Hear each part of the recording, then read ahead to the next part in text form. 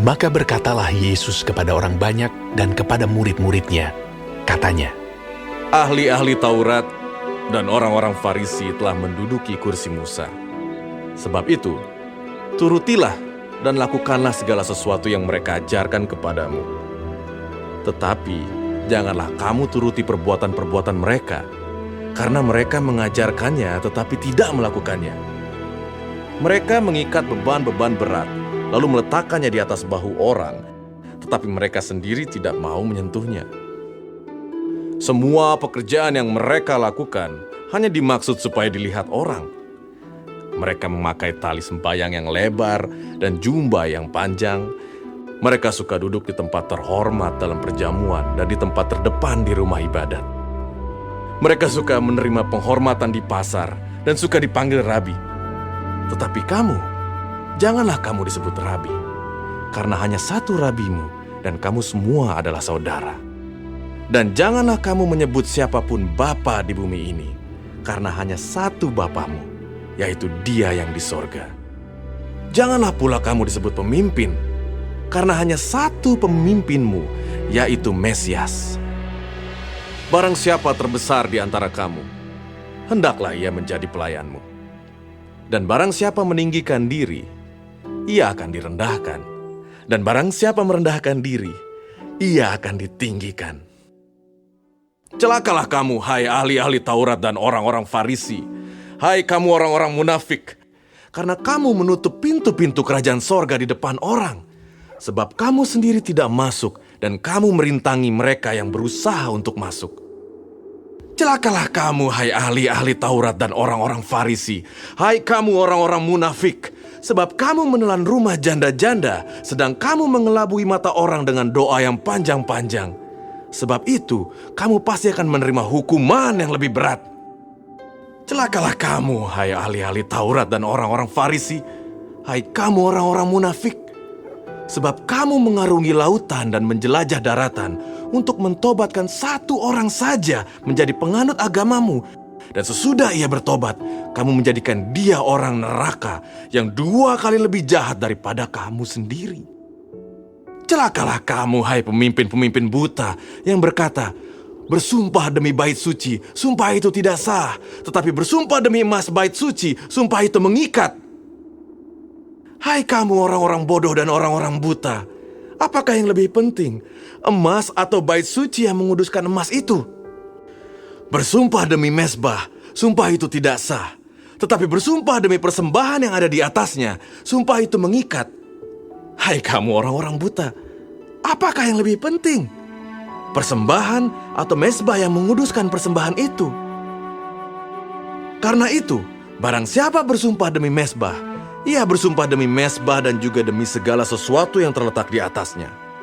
Dan barang siapa bersumpah demi bait suci, ia bersumpah demi bait suci dan juga demi Dia yang diam di situ. Dan barang siapa bersumpah demi sorga, ia bersumpah demi tahta Allah dan juga demi Dia yang bersemayam di atasnya. Celakalah kamu, hai ahli-ahli Taurat dan orang-orang Farisi. Hai kamu orang-orang munafik. Sebab persepuluhan dari selasih, adas manis, dan jintan kamu bayar. Tetapi yang terpenting dalam hukum Taurat kamu abaikan, yaitu keadilan dan belas kasihan dan kesetiaan.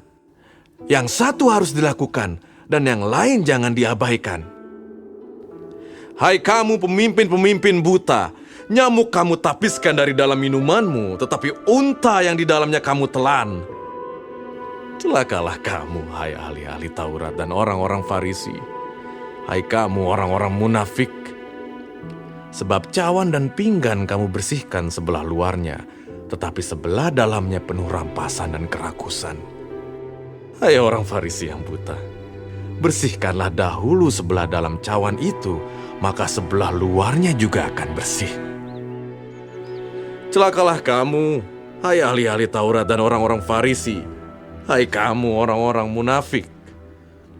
Sebab kamu sama seperti kuburan yang dilabur putih, yang sebelah luarnya memang bersih tampaknya, tetapi yang sebelah dalamnya penuh tulang belulang dan pelbagai jenis kotoran. Demikian jugalah kamu. Di sebelah luar kamu tampaknya benar di mata orang, tetapi di sebelah dalam kamu penuh kemunafikan dan kedurjanaan.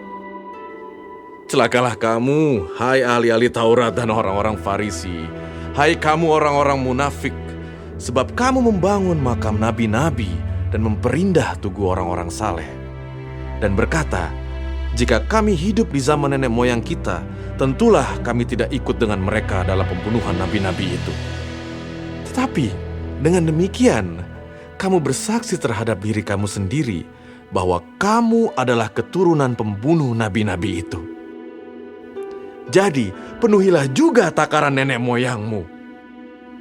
Hai kamu ular-ular, hai kamu keturunan ular beludak, bagaimanakah mungkin kamu dapat meluputkan diri dari hukuman neraka?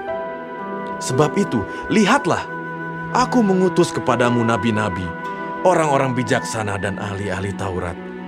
Separuh di antara mereka akan kamu bunuh dan kamu salibkan, yang lain akan kamu sesah di rumah-rumah ibadatmu dan kamu aniaya dari kota ke kota, supaya kamu menanggung akibat penumpahan darah orang yang tidak bersalah, mulai dari Habel, orang benar itu, sampai kepada Zakaria anak Berekhya, yang kamu bunuh di antara tempat kudus dan mezbah. Aku berkata kepadamu, sesungguhnya semuanya ini akan ditanggung angkatan ini. Yerusalem, Yerusalem, engkau yang membunuh nabi-nabi dan melempari dengan batu orang-orang yang diutus kepadamu. Berkali-kali aku rindu mengumpulkan anak-anakmu, sama seperti induk ayam mengumpulkan anak-anaknya di bawah sayapnya. Tetapi kamu tidak mau. Lihatlah, rumahmu ini akan ditinggalkan dan menjadi sunyi. Dan aku berkata kepadamu, mulai sekarang kamu tidak akan melihat aku lagi, hingga kamu berkata, diberkatilah dia yang datang dalam nama Tuhan.